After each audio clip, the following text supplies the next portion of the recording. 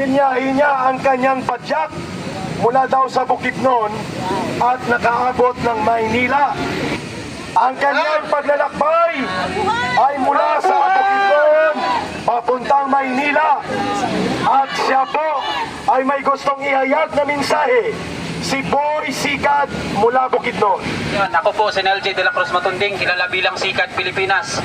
At binabiyahe ko po ang buong Pilipinas para iarangkada po na itigil ang pang-aabuso sa mga nakakatanda.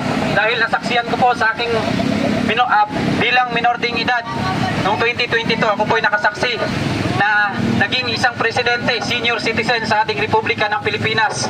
At 2024, nasaksihan ko po ang pang-aabuso na naranasan ng ating former President Tatay Digong.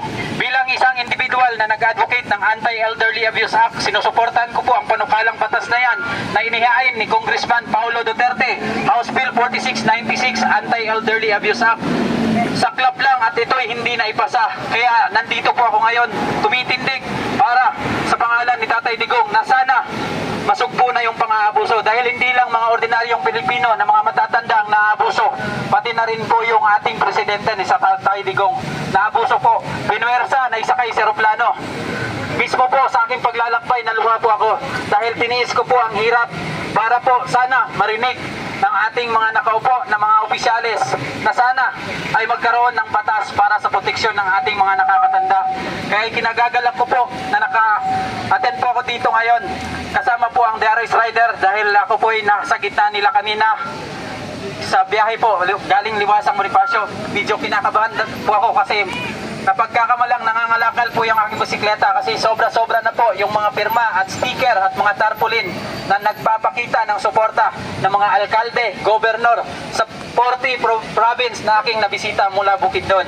Nagsimula po aking paglalakbay 2023, January 5. At ngayon pong August 5 ay magtatlatlong taon na po yung aking journey sa kwentong 69 days Bukidnon to Manila using pedicab.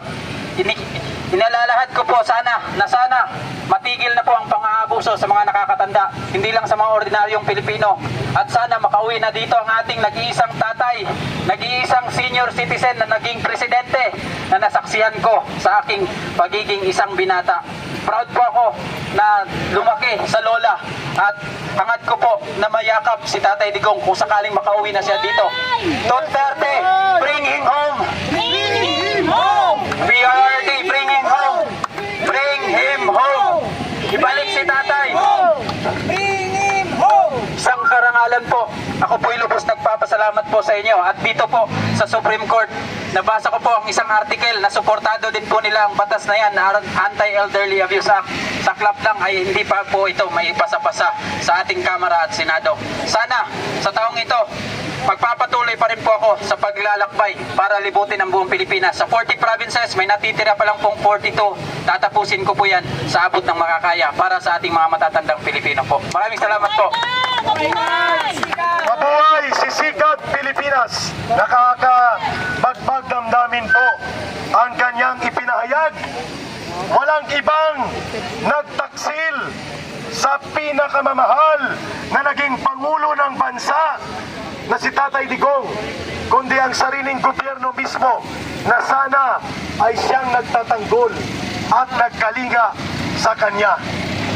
Naging malinaw po na dahil lamang sa ambisyon politikal ay pinalahura po ang karapatan ni former President Rodrigo Duterte at hindi po siya binigyan ng pagrespeto at pagkalinga ng isang matinong gobyerno. Duterte! Duterte! Duterte! Duterte! Duterte! Duterte! Brother of the energy, maraming salamat po sa lahat ng patuloy na sumusuporta sa ating mahal na Vice Presidente Inday Sara Duterte. Palakpakan po natin si Inday Sara.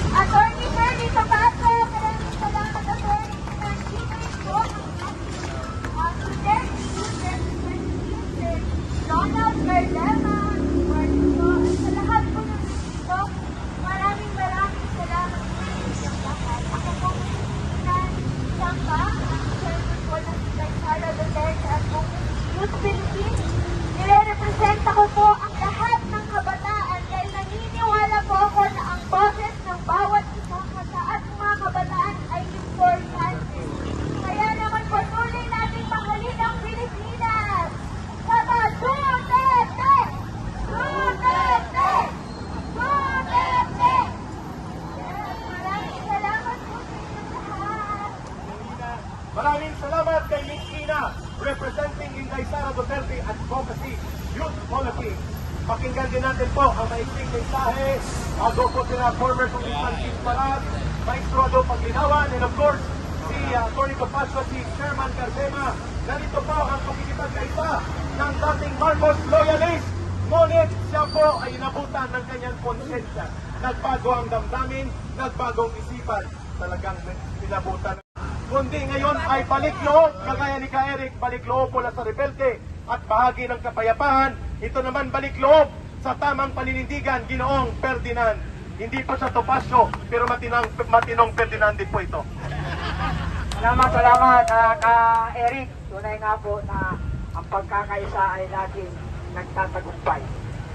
Oo nga po pala si Ferdinand de los Reyes, original 80s Marcos loyalist na nagising sa katotohanan. Correction, hindi po ako bumaliktad. Bagkos ako po ay nagising sa isang katotohanan na gewang-gewang po ang pamamahala nitong Pangulong BBM. Maraming salamat po nga pala sa mga kapulisan natin na naka-pull out dito. Mga kapulisan, maraming salamat po sa inyo. Mga nagbibigay ng peace and order dito sa lugar na liwasan. Maraming salamat sa station commander at sa mga pulis na naka-pull out dito. Bago ko simulan, nais ko rin po magpasalamat sa mga organizer, kay Ferdy Topacio, Attorney Ferdy Topacio, at saka kay Ka-Eric, na tunay nga pong para sa bayan at mamayan. At ang Duterte Youth, at ang Citizen Crime Watch, at ang lahat ng parallel group. Ang IDSP, Intay para sa bayan, andito po lahat, at ang Intay Care, Marcos alis dyan. Ayan po, nagsama-sama po ito. Hindi po ito usapin ng politika. Ito po ay usapin ng bayan at mamayan. Hindi po ito kulay ng politika lang. Ito ay pagmamahal namin sa ating bansa. Dahil tayo po ay lumalangoy na sa kumuloy ng kahirapan. Sa mga Supreme Court Justices, maraming salamat po sa inyong paninindigan. Bagamat may nagsasabing bobo raw ang desisyon, subalit kayo po ang tunay na talagang lumalaban para sa katotohanan at pinanindigan nyo ang inyong desisyon na unconstitutional ang impeachment. Actually, nakakapagtaka. Bakit pinipilit nilang ma-impeach si Ma'am Bibi Sara Duterte na gumaganap naman sa kanyang mandato? At ito ay clear sa Commission on Audit. Pero bakit? Dahil politika po. Ito po ay isang political agenda na gusto nilang mawala ang pangalawang Pangulo para pagdating ng 2028, wala na silang matinding kalaban.